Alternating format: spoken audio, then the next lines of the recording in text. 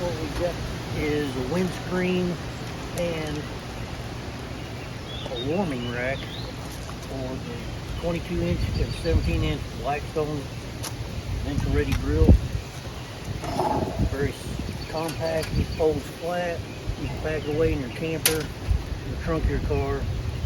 Nice and flat. Folds out.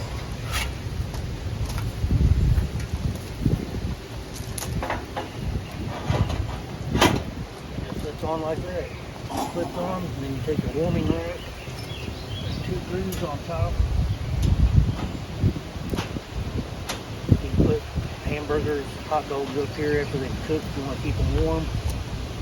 The windscreen helps keep the wind from cooling underneath, blowing your burners out.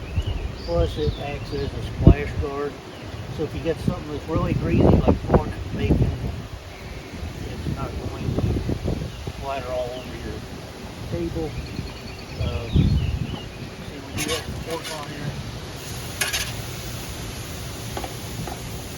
Makes something simple. Works great.